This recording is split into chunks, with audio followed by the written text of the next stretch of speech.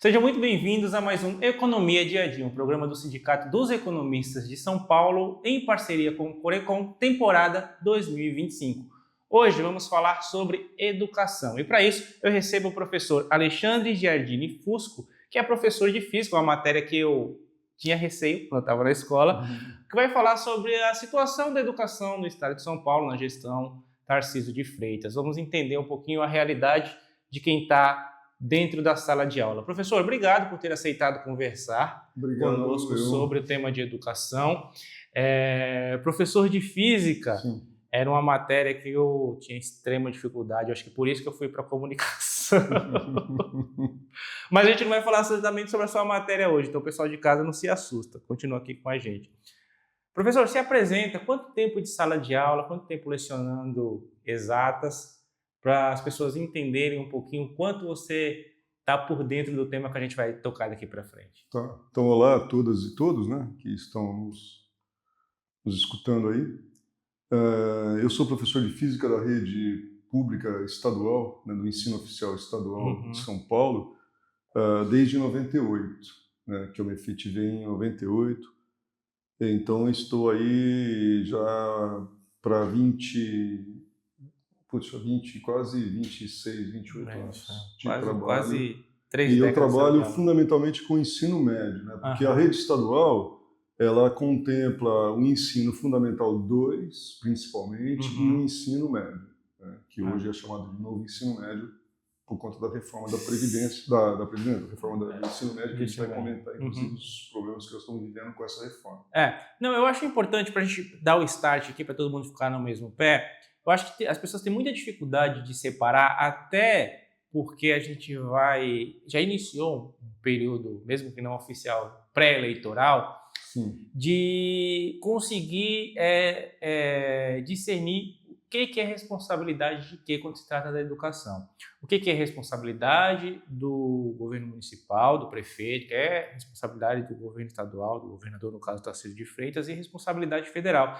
As pessoas misturam muito isso e acabam responsabilizando o prefeito por algo que deveria ser obrigação do governador, acabam responsabilizando o presidente por algo que deveria ser do prefeito e assim por diante. Então, começa explicando para a gente o que é a função de cada um poder quando se trata de educação, para a gente, a partir daí, seguir a nossa conversa. Tá. Então, na Constituição do nosso país, né, então nós temos o seguinte, uma divisão de trabalho do ponto de vista da educação, que é o seguinte: nós temos, então, a pré-escola, né, que é de 3 até os 6 anos, né? Depois nós temos o ensino fundamental 1, que que você tem, então, do 1º ao 9º ano. E depois tem o fundamental 2, não, desculpe, do 1º ao 5º, o fundamental 1 é do 1º ao 5º e o fundamental 2 é do 5º até o 9º ano. Tá? Então você engloba. E depois o ensino médio, que entra com os jovens que já estão terminando o que a gente chama vamos dizer assim, pré-universidade, né, o ensino médio. Então, a prefeitura, ela fica responsável fundamentalmente com o ensino fundamental, pré-escola e fundamental 1. Então, é obrigatoriedade da prefeitura de garantir para todos os filhos dos cidadãos brasileiros, que eles tenham, então, da pré-escola até o 5º ano, obrigatório para todo mundo. Inclusive, é obrigatório mesmo. Então, a prefeitura tem que garantir isso, né? Aí o ensino fundamental 2, agora também, a prefeitura já está cobrindo uma parte, mas também divide com o Estado. O Estado, então, o governo do Estado, ele já começa também a fornecer, a disponibilizar, né, para a população o ensino fundamental 2, que vai, então, até o 9º ano. E o Estado é obrigatório do Estado o ensino médio, que hoje é chamado de novo ensino médio. Então, escolas, estrutura, material didático, professores do ensino médio, é tudo responsabilidade do Estado de São Paulo, do governo do Estado de São Paulo, dos governadores de forma geral, né? Isso. E como que o senhor avalia, o Tarcísio está encerrando aí o seu primeiro mandato, a gente ainda não sabe se ele vai para uma reeleição ou não, acho que os próximos meses vai indicar muito isso. O que é que você acha desse primeiro ciclo de Tarcísio à frente da educação do Estado junto com o secretário Feder? Então, assim, o que nós estamos vivendo é uma situação bastante delicada, né? Eu diria delicada, porque, primeiro passo, né? O Tarcísio, ele reduziu substancialmente as verbas da educação, porque no Estado de São Paulo era obrigação do Estado investir 30% do orçamento na educação. O Tarcísio reduziu de 30% para 25%, o que significa uma retirada de 11 bilhões da educação. Da educação pública, né? E nesse sentido, essa retirada de verbas, ela veio com um processo de implantação, de aprofundamento de implantação da reforma do ensino médio, que é que primeiro, você diminuiu o número de aulas para os alunos, você tinha 7 aulas por dia de manhã, né? 7 aulas à tarde, e você tinha 5 aulas à noite. Hoje, 6 aulas à noite. Você reduziu, certo? De 6, 6 e 5. Então, o que acontece? Você primeiro teve, além da retirada das verbas, você tem uma redução substancial do número de aulas para os alunos. E desemprego. Porque você diminuiu o número de aulas, diminuiu o número de trabalho para os professores. Combinado nisso, o que nós temos? Nós temos que, a partir da reforma do ensino médio, é muito grave o que está fazendo com o ensino no país, porque você está desmontando o ensino científico, desmontando o ensino de artes e desmontando o ensino de educação física. Pra vocês terem uma noção, antes você tinha 2 aulas de educação física, que é insuficiente, hoje só tem uma para cada turma. Certo? Você tinha artes, 2 aulas de artes para o primeiro, segundo e terceiro ano do ensino médio, hoje você só tem uma. E assim por diante. Pela sociologia, você, além de ter uma só, não tem todos os anos. Filosofia, a mesma coisa. Né? E as ciências, que é física, química e biologia, você tem determinadas séries, por exemplo, primeiro ano tem física, mas não tem biologia. Segundo ano tem biologia, mas não tem química. Mas isso não foi uma decisão do governo, isso é algo que vem da definição do MEC do governo federal, é isso? Foi a reforma do ensino médio aprovada no governo Temer, que foi aprofundada pelo governo Bolsonaro e agora está sendo aprofundada pelo Tarcísio. Porque, veja bem, quando a gente tinha 7 aulas, quando o Tarcísio assumiu, tinham 7 aulas por dia de manhã. Era perfeitamente possível você contemplar tudo, inclusive as matérias que foram introduzidas. Por exemplo, projeto de vida, empreendedorismo, que são matérias que são meio difusas, né? Você perde física, perde biologia para introduzir essas matérias que não têm muita característica, mas era possível você contemplar e manter pelo menos a base científica, ou a base artística, ou a base de educação física dos alunos. Agora, com a diminuição, não mais. Por isso que você teve mesmo um ataque muito sério na sociologia, na filosofia e algumas matérias de ciência e na educação física. Agora, assim, professor, quando o senhor falou no começo que o Estado de São Paulo ele era obrigado a investir 30% do orçamento em educação e o Tarcísio reduziu para 25%. Quando o senhor fala que era obrigado, tinha uma lei que definia os 30%, ele mudou essa lei, é isso? Mudou. Tinha uma Constituição Estadual, certo, aprovada. Isso foi fruto das nossas lutas, principalmente da década de 80. A década de 80, a luta dos trabalhadores no Brasil, na qual os sindicatos, inclusive os professores, tiveram participação intensa, ela conquistou na Constituição do Estado de São Paulo, certo, a aplicação obrigatória de 30% de verbas na educação.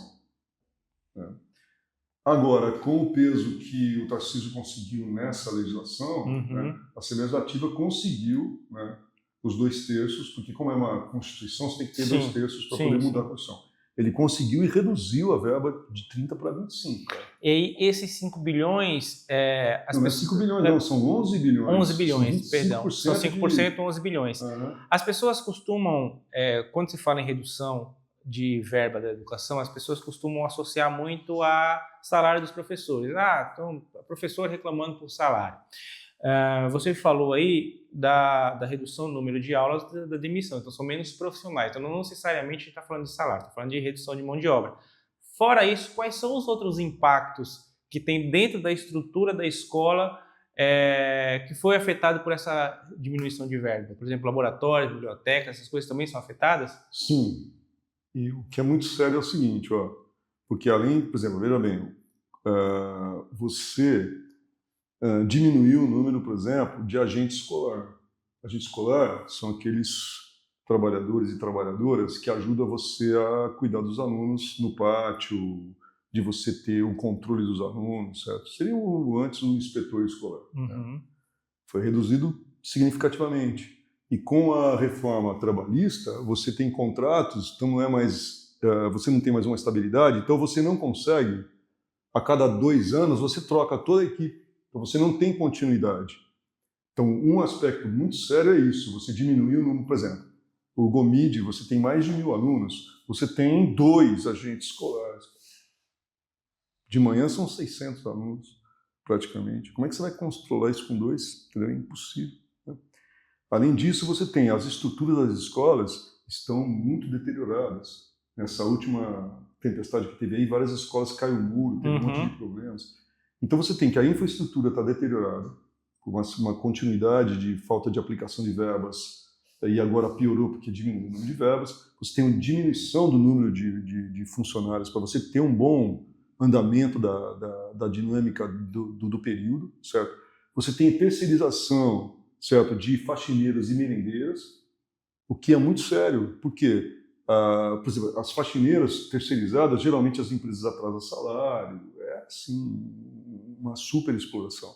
Isso tudo vai deteriorando o dia a dia da escola, entendeu? E para professores a situação é bastante séria, porque você vê, ó, hoje o piso da categoria hoje no estado de São Paulo é 3.884. Né? O piso nacional é 4.680. Então nem o piso nacional o governo Tarcísio está garantindo. Entendeu? E isso leva a que, além de você ter uma deterioração da estrutura física dos prédios, você não tem biblioteca funcionando adequadamente porque você não tem funcionário na biblioteca. Você não tem laboratórios adequados. Não tem. Entendeu? Você tem, então, além disso, um pouco cuidado com os alunos, porque você tem poucos inspetores, certo? E você tem que as merendeiras e as faxineiras vivem uma tensão permanente, porque as empresas contratadas, terceirizadas, elas não pagam direito, atrasam o salário e tal, então você sempre tem problemas graves de infraestrutura da escola.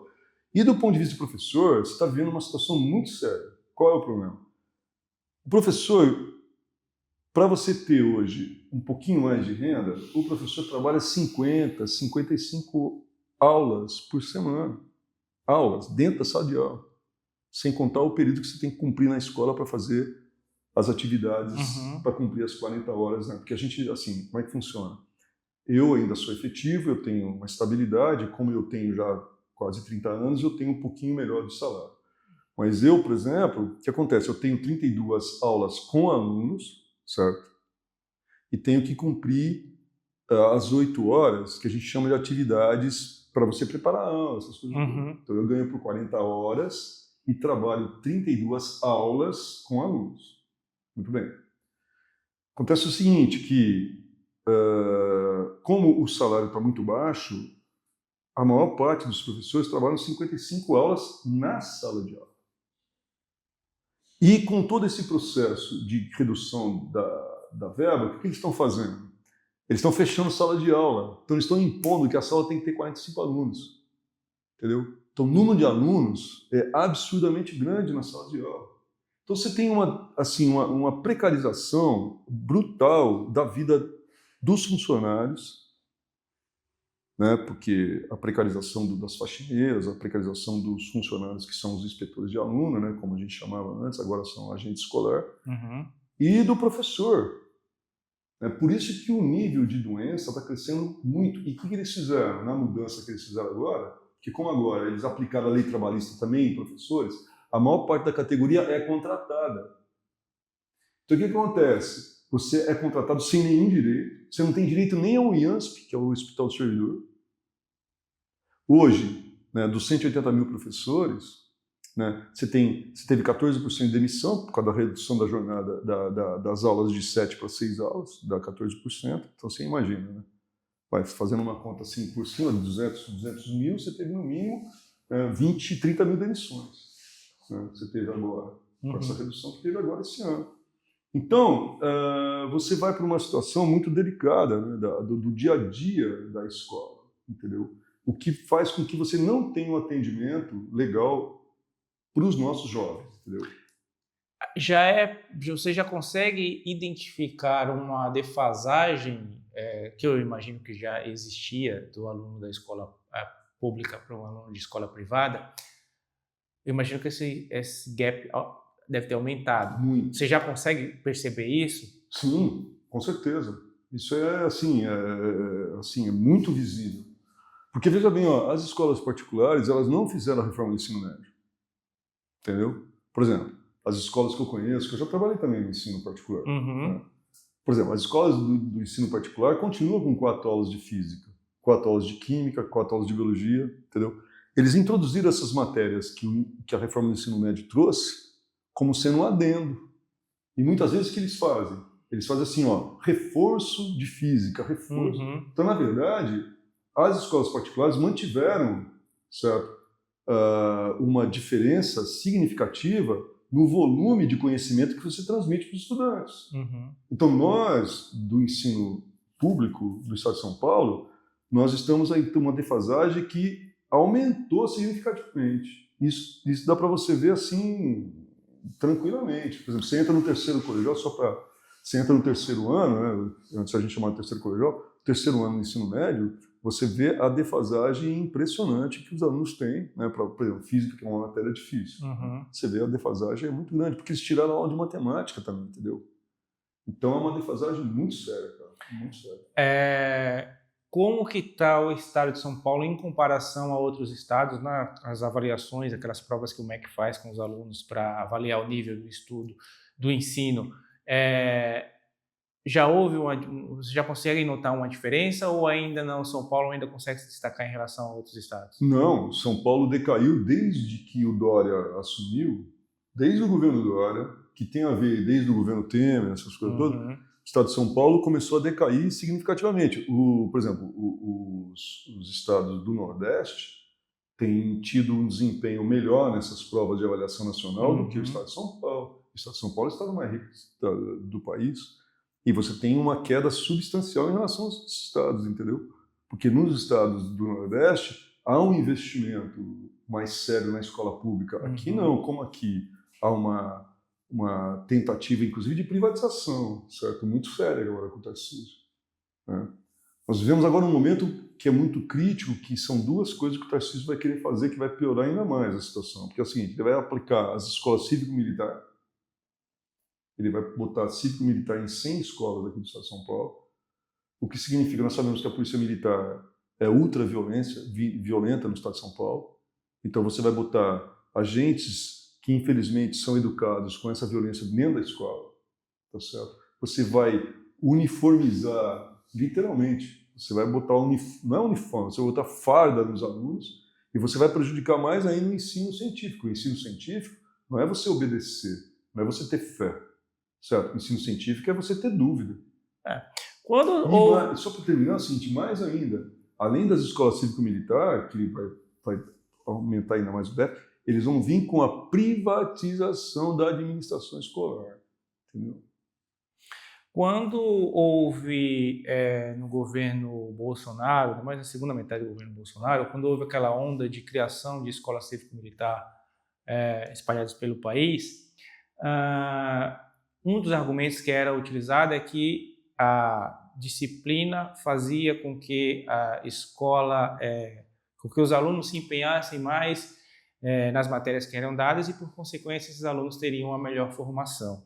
Passados os anos, foram feitos comparativos entre as escolas cívico-militares e as escolas civis e percebeu-se que era o contrário.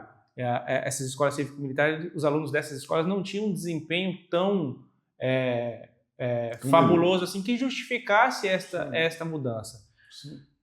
Ao contrário dos custos, que eram escolas muito mais caras, porque esses agentes, esses militares que vão trabalhar lá, eles recebem remunerações para atuar nessas escolas, né? complementação do salário, que já é um salário relativamente elevado, para fazer função que era de professores, de coordenadores e etc. Então, qual que é a justificativa que o governo do estado de São Paulo está utilizando para implementar essas 100 escolas, conforme você falou, sendo que, do ponto de vista acadêmico, não tivemos aí uma demonstração de elevação na qualidade do aprendizado desses alunos? Então, o argumento é o seguinte, porque é óbvio que a sociedade, como é muito desigual no Brasil, tem uma violência razoável, em especial nas regiões mais pobres da cidade. Uhum. E isso, evidentemente, entra dentro da escola, certo? Então é o seguinte, ao invés de você usar dos agentes, aumentar o número de agentes escolar, para você ter um aspecto pedagógico, para você conter isso, o que eles estão fazendo? Eles estão deteriorando para dizer o seguinte, como tem muita violência, se justifica botar militar. Então, na verdade, a argumentação que eles estão tendo é que tem escolas que são muito violentas e que tem que ter militar. Isso tudo, na verdade, inclusive, estrategicamente programado pelo governo do estado de São Paulo, que hoje tem esse objetivo. E realmente, como você falou, no Paraná aplicaram, porque aqui em São Paulo nós resistimos, né, o sindicato resistiu e tal, e nós conseguimos adiar a aplicação tanto é que eles queriam aplicar no passado, nós lutamos, conseguimos adiar, infelizmente esse ano eles estão conseguindo aplicar. Mas eles fizeram todo um trabalho no sentido de você deteriorar significativamente algumas escolas para você justificar a aplicação do serviço militar. É isso que eles estão fazendo. Assim como eles estão fazendo isso, eles estão pegando e mostrando que determinadas escolas, a gestão é incompetente, então tira a gestão e bota a privada. Entendeu? Eles estão fazendo isso tudo. Assim como você tem todo um trabalho hoje muito sério também, que aí eu queria entrar também, que significa o FEDER, que na verdade a gestão do FEDER não tem nada a ver com melhoria da educação. A gestão do FEDER, na verdade, é um negócio. Porque o FEDER, ele é ligado à Multilaser. A Multilaser tem negócio milionário com o estado de São Paulo. Explica para quem não conhece, porque assim, as pessoas não sabem o nome dos secretários, as pessoas não acompanham, mas as pessoas sabem quem é o Tarcísio, quem é o Ricardo, quem é o Lula e não entram nesses pormenores. Explica para as pessoas de onde veio o FEDER, quem é o FEDER. Quando ele entrou, por exemplo, teve a iniciativa de trocar os livros impressos por PDFs. Sim. E aí houve uma pressão popular e aí voltou atrás e recuou. Explica esse contexto para as pessoas. Então, o FEDER, ele era secretário da Educação do Paraná, onde ele começou a aplicar as escolas cívico-militares e onde ele aplicou toda a política de informatização, que a gente chama de plataformização do ensino. Então, o que eles estão fazendo? Eles estão transformando todas as aulas em aulas no notebook, certo? E isso você tem um controle rigoroso, porque você entra com, no caso dos alunos, o registro do aluno, o RA, ou você entra com o meu RG, então eles controlam absolutamente o que está acontecendo. Então, e tudo passa pela telinha do computador, pelas plataformas digitais que eles estão aplicando nas escolas. Isso tudo não tem a ver com melhoria da educação. Tem a ver com o seguinte, o FEDER, certo? Ele é sócio de uma empresa que é a tal da Multilaser, que fabrica computadores, notebooks, e também tem a ver com a parte tanto do hardware como do software, ou seja, tanto da máquina como dos programas que estão na máquina. Muito bem. Inclusive o tio dele detém 6% dessa empresa, da Multilaser. E essa Multilaser é uma que eles chamam de offshore.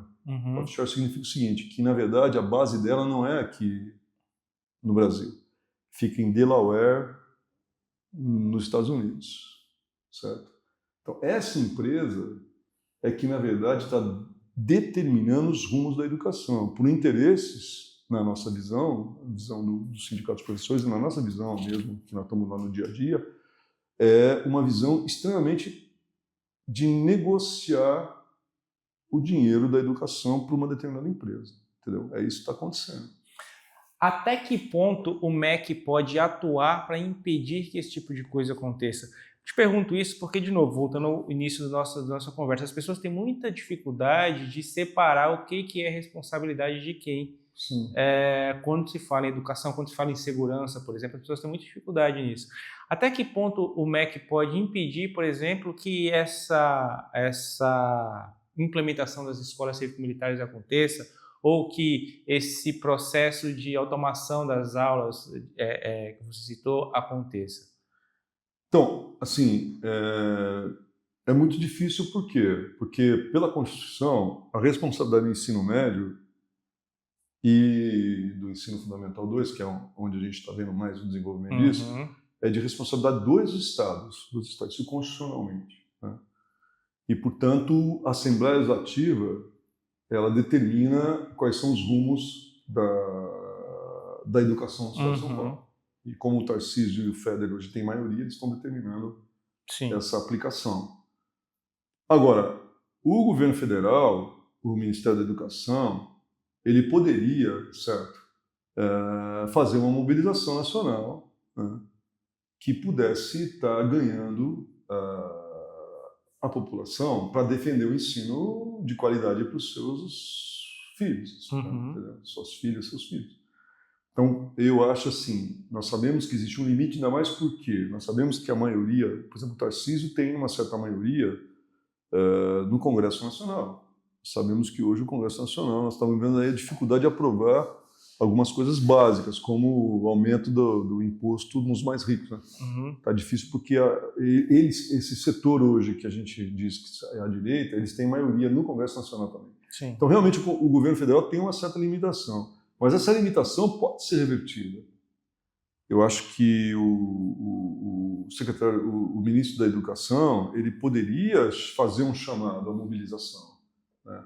E essa mobilização pressionar o Supremo para colocar, né, no devido lugar, por exemplo, a escola cívico-militar não está na LDB. A LDB é a Lei de Diretrizes de Base, que faz parte da Constituição. Sim. Não está na LDB, então não teria por que os estados ter essa autonomia nesse aspecto. Então, caberia sim, por parte do governo federal, uma campanha no sentido de ganhar, certo, a nossa população em geral, para algumas coisas você barrar, entendeu? Então, isso seria importante. Por exemplo, esse problema do excesso de plataformas. Isso pode ser barrado. Cívico-militar pode ser barrado. A privatização das escolas pode ser barrado. Agora, para isso exige que haja, né, uma aliança, né, do governo federal com a população para você pressionar, criar uma pressão para que as assembleias legislativas, certo, possam votar favoravelmente ao melhor desenvolvimento da educação no Estado de São Paulo, por exemplo. Entendeu? Então, acho que essa é a situação que nós estamos vivendo. Professor, os pais, as famílias, já conseguem perceber essa precarização das escolas, da sala de aula, ou ainda não, a população de uma forma geral ainda não está percebendo isso? Não, a população está percebendo. O problema é que a reação é difícil porque os pais trabalham. Então, os pais trabalham. Hoje em dia no Brasil, né, a jornada do trabalho aumentou brutalmente. Então, trabalho em média 10 horas por dia. Então, a participação das famílias na escola é muito difícil. Então, as reuniões que, pra você ter uma noção, as reuniões que a gente chama, né, as reuniões que a cada bimestre tem reunião, né, com reunião de pais e responsáveis, mães, pais e responsáveis, essas reuniões têm uma participação em cada sala de 40 alunos, você tem a presença de no máximo 8, 10 pais. Entendi. Esses pais que estão lá já entenderam o que está acontecendo, mas a força que eles têm ainda é pequena, porque não existe uma mobilização. Por isso que o governo federal podia cumprir o papel. E os outros pais, mães e responsáveis não participam porque é isso, a vida é muito difícil, o trabalho, não tem como você ter um acompanhamento sistemático do que está acontecendo. Por que eu te fiz essa pergunta? Porque a gente está, de novo, no período aí pré-eleitoral e saem pesquisas de intenção de votos, sei lá, a cada 10 dias sai uma pesquisa nova. E aqui em São Paulo é praticamente garantido que Tarcísio se reeleja caso ele saia para governador. Ele tem uma porcentagem, partindo do princípio que as pesquisas são confiáveis, com metodologias que a gente, né, possa confiar. Se ele se lançar à reeleição, ele será eleito. E por que eu te perguntei se os pais estão cientes disso? Porque parece que isso não reflete nos números do Tarcísio, assim como a questão da violência também não reflete nos números de intenção, de popularidade e de intenção de voto nele. Por que você acha que isso acontece? Não, primeiro é o seguinte, a última pesquisa ele já está começando a inverter, né? Uhum. A última pesquisa ele cresceu, ele dobrou a rejeição e caiu um pouquinho a aprovação. Uhum. Né? Então, por quê? Porque já se começa a perceber que a situação não é bem como ele aparenta, né? Como ele quer aparecer. O problema é o seguinte, o que aconteceu? Eu acho que, aí é uma opinião mais minha, né, da análise que eu faço do que nós estamos vivendo, é que em 2015 a gente teve uma ruptura séria no país, né? Nós tivemos as nossas greves, nossos movimentos derrotados, né? Professores, inclusive, nós fizemos 90 dias de greve, naquele momento fomos derrotados. Essas derrotas propiciaram o golpe que nós tivemos, que foi o golpe do Temer, né? Tudo bem.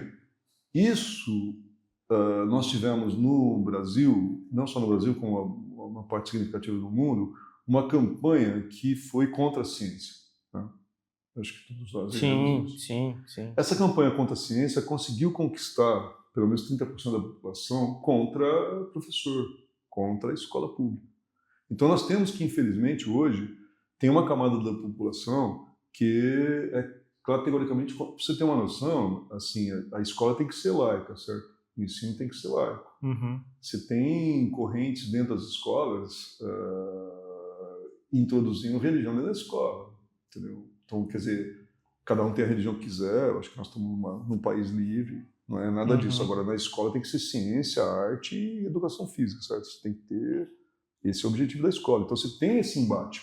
Então, o que nós estamos vivendo é isso. Esse embate desse setor, que é ligado a uma parte que encara a religião como sendo uma coisa absoluta. Uhum. Né? Então, a minha religião é a minha, eu quero impor. Então, infelizmente, tem tido esse desenvolvimento no país, o que tem, vamos dizer assim, tem esses 30%, 27%, que é o que a gente está vivendo. O que eu estou sentindo nesse momento é que começa a inverter. Por quê? Porque ainda muito lentamente. Porque mesmo os alunos que começavam a ser contra a gente começam a ver que realmente não está bom a situação, não está boa a situação. Uhum. Então você começa a ter um ambiente no qual a própria juventude, que uma parte tinha sido ganha para essa, vamos dizer assim, para esse fundamentalismo, né, que eles chamam aí, começa a perceber que não é bem assim. Então eu penso que nós estamos numa fase de transição. Ainda tem um peso significativo, não vou dizer que não, mas já começamos a ter sintomas de mudança. Só para te dar um exemplo da minha escola, nós tivemos 2 chapas de Grêmio, né, o ano passado. Uma chapa categoricamente, vamos dizer assim, bolsonarista, né, que defendia as ideias do Bolsonaro, e uma chapa que, inclusive, lançou uma chapa progressista, né? Ganhou a chapa progressista. Tudo bem, 70% de votos de diferença, mas ganhou. Desculpa te interromper. O que uma chapa conservadora propõe para uma escola, numa eleição de Grêmio? Porque eu lembro da minha época de escola, todas as chapas que se lançavam para a candidatura do Grêmio Estudantil eram fundamentalmente progressistas. Não me recordo de ter eleições onde candidatos faziam propostas conservadoras para a escola, porque era até algo de você ter aí um contraponto às decisões da gestão do colégio. Por curiosidade, o que uma chapa conservadora propõe dentro de uma eleição? Então, curioso que lá, na verdade, o que é mais curioso é o seguinte, que, na verdade, as ideias que eles divulgavam, as ideias conservadoras, que, por exemplo, defendiam a reforma do ensino médio, defendiam que empreendedorismo é uma matéria que tem que ser predominante, que o projeto de vida tinha que ter como objetivo, né, a defesa da família e da propriedade. Só que o que é muito interessante que eles defendiam, então o fundamento deles era defender a reforma do ensino médio.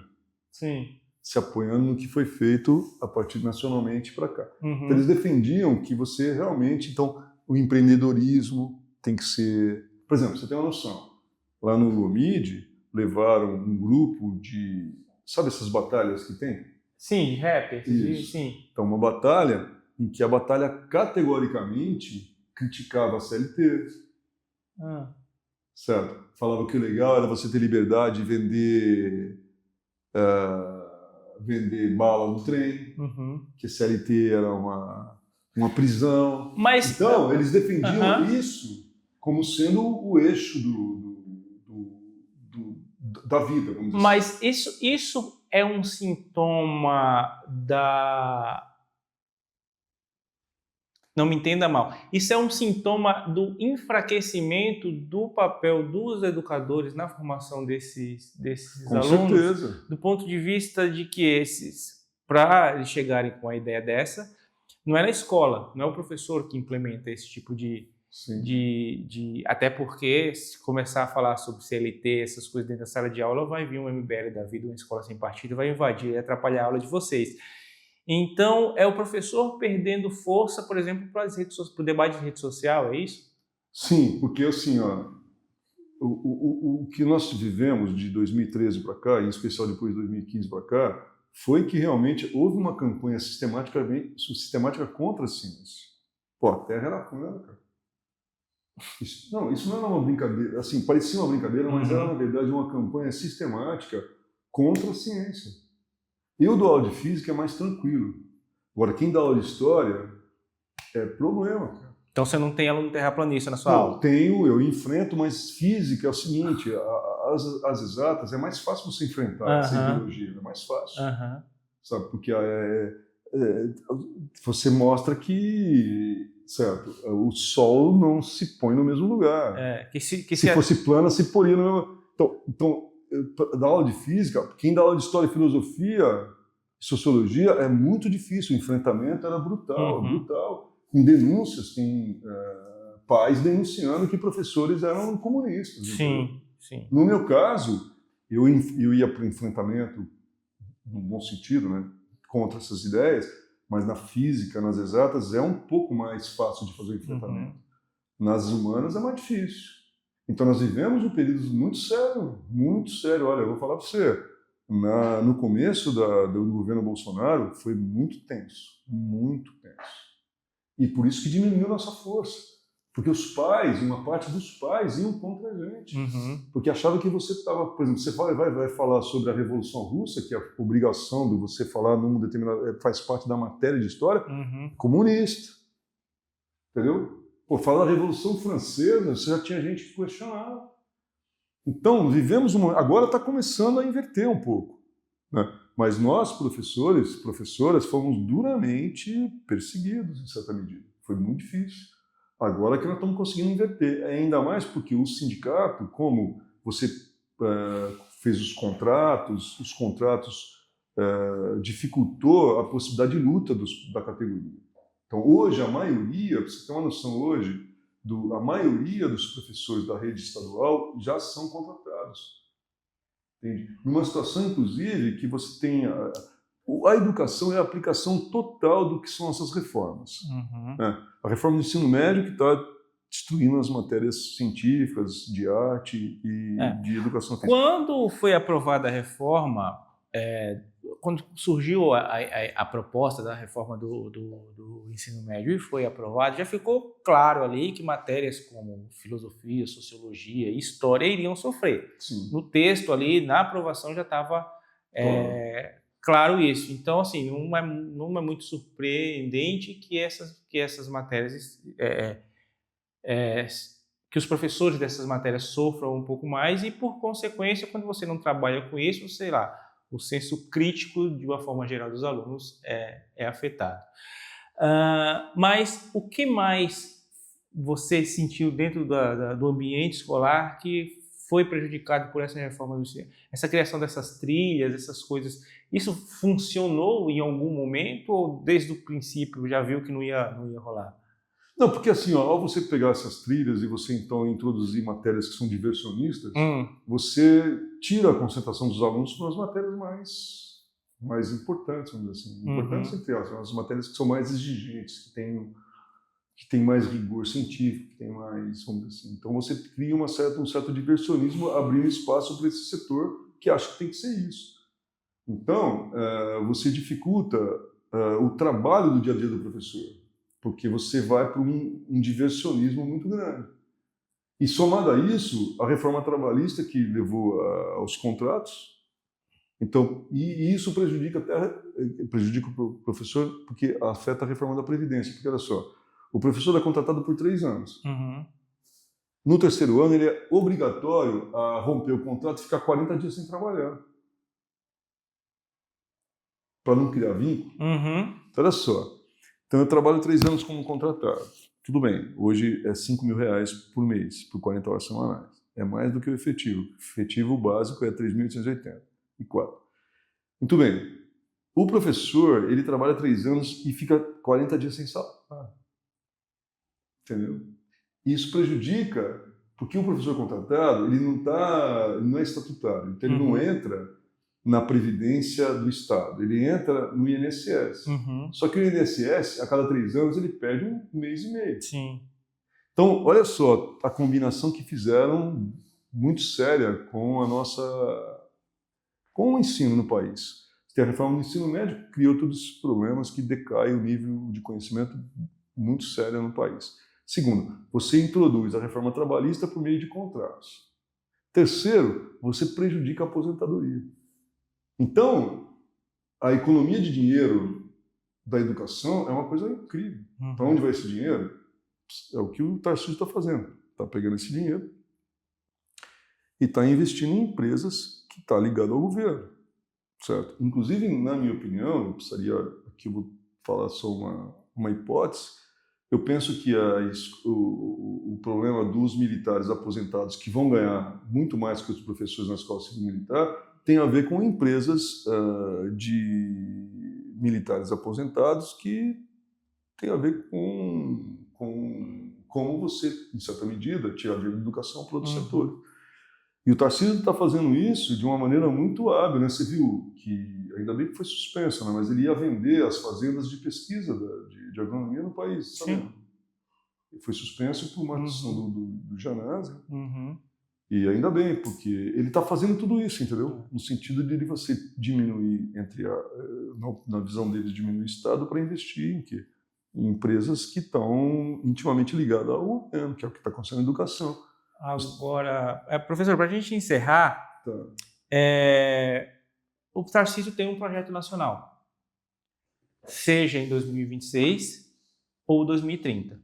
Em algum momento ele sairá candidato à presidência do Brasil e, de alguma forma, a elite econômica e até boa parte da mídia comprou o Tarcísio como sendo essa direita moderada possível, caso Bolsonaro não possa mais ser candidato.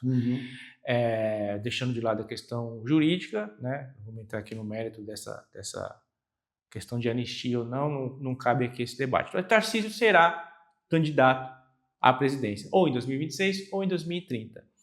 Diante de tudo isso que a gente conversou aqui ao longo dessa quase 1 hora de bate-papo, o que você esperaria de um projeto nacional do Tarcísio em relação à educação? É o desmonte completo da educação nacional. Eu acho que nós sofreremos assim, um desmonte, por exemplo, de toda a rede federal, que faltou a gente completar, né? O município cuida do ensino fundamental 1 e 2 para a escola, o Estado cuida fundamentalmente do ensino médio, né? E o governo federal cuida principalmente dos ensinos técnicos das escolas federais e das universidades federais. Vai ter um desmonte total. Se ele está desmontando no estado de São Paulo, que é o estado que você está vendo, ele está desmontando as pesquisas que estão sendo feitas agora com a privatização das fazendas. O corte que você está tendo no CNPq, né? CNPq. O que está dificultando... Não, CNPq não, FAPESP, desculpe, CNPq é nacional. A FAPESP está tendo dificuldade, foi cortada as verbas. Então você tem uma diminuição do número de pesquisa, de investimento nas universidades e tudo mais. Então você vai ter um desmonte nacional, certo, da educação, como o Bolsonaro começou a fazer. E mais, né, na minha opinião, uma perseguição, né, como começou a se fazer no setor de humanas, vai ter essa perseguição, como já aconteceu, e o Tarcísio, ele, vamos dizer assim, ele não é tão claro como o Bolsonaro. Ele parece que vamos dizer assim, uma direita moderada, mas não é. Né? Nós estamos vendo o que a polícia está fazendo no estado de São Paulo. Nós vimos o assassinato do trabalhador aí senegalês, que foi assassinado a queima, para todo mundo ver o que foi feito. Nós estamos vendo o que a polícia está fazendo nas periferias, os nossos estudantes estão vivendo com essa polícia que é muito truculenta. Nós mesmos, professores, estamos tendo problemas. Né? Então você vai para uma truculência, na minha opinião, muito grande. Né? Eu acho que o Tarcísio ele é bastante moderado na aparência, mas do ponto de vista da política é muito truculento. Nós sabemos que quando ele foi para o Haiti, as experiências dele, comandado pelo general Heleno, foram muito ruins, né? Tem denúncias que deveriam ser apuradas, denúncias sérias, inclusive de estupro lá no Haiti. Então a experiência que a gente tem, o passado do Tarcísio, é um passado que nós temos que pesquisar muito seriamente. Uhum. E eu acho que na eleição municipal todo mundo viu quem ele é. Né? Que, na verdade, o Tarcísio, certo, deveria ter sido punido. Porque, por exemplo, se eu faço boca de urna, eu sou preso. Certo? Se me pega distribuindo Santinho na porta da escola, eu sou preso. O Tarcísio foi para a TV, todo mundo viu, acusou falsamente, né, uma calúnia contra o Boulos, dizendo que ele que tinha tido disparado o PCC para votar no Boulos. Uhum. Uma calúnia filmada, todo mundo filmou e não teve nenhuma punição. Isso é Tarcísio, entendeu? Tarcísio, na minha opinião, hoje ele deveria ser inelegível, pelo que ele fez na eleição municipal de São Paulo, certo? A justiça, não sei por que, não deu andamento. O Boulos entrou, né? Parece que está... Mas, assim, o Tarcísio, eu penso que seria o Bolsonaro aprofundado na educação, entendeu? Assim, em todos os sentidos, inclusive do ponto de vista ideológico. Eu acho que o Tarcísio, pelo que eles estão fazendo no estado de São Paulo, eu acho que ele seria muito mais, assim, ele desmontaria muito mais a educação do que o Bolsonaro fez. Né? Porque o Bolsonaro seria mais difícil de reverter, porque o do Bolsonaro, em certa medida, foi reversível. Né? A gente, obviamente, ainda sofre algumas consequências, mas conseguiu minimizar. Eu acho, as medidas com ele, você acha que seria mais... Não, mas a gente, assim, o problema é nós conseguimos minimizar porque nós ganhamos a eleição, né? Claro, não, sim, obviamente. E aqui em São Paulo, certo? Nós tivemos um movimento importantíssimo na cidade de São Paulo que levou aqui, na cidade de São Paulo, o Bolsonaro foi derrotado. Então, isso nos deu, certo, condições, vamos dizer assim, de força para impedir o desmonte maior. Mas se o Tarcísio ganha de novo, é que nem o Trump nos Estados Unidos, ele vai voltar com mais força, entende? Esse é o problema. Né? Com todas as críticas que nós temos, porque eu acho que o governo federal deveria, certo, ser mais incisivo em algumas coisas, inclusive na educação, chamar um movimento popular, né? Porque nós temos ainda uma maioria. Né? Infelizmente, nós temos essa parte de 30% da população que é contra a ciência. Mas é possível você ter uma ação federal de uma campanha para você mobilizar aqueles que são favoráveis a um ensino de qualidade, de você ter pesquisa, de você ter uma soberania nacional. Porque, pô, estamos vendo aí o debate entre China e Estados Unidos. Se a China não tivesse feito aquilo que fez, hoje estaria, certo, como está o Brasil e outros países submetidos a essa truculência do Trump, entende? Então, a soberania nacional, ela passa por você ter investimento em ciência, em cultura e etc. Então, se o Tarcísio ganha, a situação vai se complicar, entende? Porque nós conseguimos barrar a política do Bolsonaro porque nós ganhamos a eleição. Por uma pequena margem, mas ganhamos. Então, hoje, por mais que o governo federal, na minha opinião, eu acho que tinha que ser mais incisivo, tinha que chamar a mobilização, eu acho que o governo federal está um pouco, vamos dizer assim, devagar nesse sentido. Agora, se eles ganham, vai ser mais, eles vão voltar com mais força, gente. Muito mais difícil. E com mais vontade de... mais revanchismo, talvez. Talvez. É mais que revanchismo, né? Porque, na verdade, todas as empresas que estão por trás dessa corrente política vai vir querendo tirar muito mais do que já tiraram. Que é o que estão fazendo no Estado de São Paulo. No Estado de São Paulo, assim, a retirada de dinheiro da educação é uma coisa absurdamente, da ciência e tal, é uma coisa, entendeu, muito séria, muito ruim. Professor Fusco, obrigado por ter aceitado conversar com a gente. Volte aí em outra oportunidade, a casa é sua. Obrigado aí, tá, pelo convite, tá?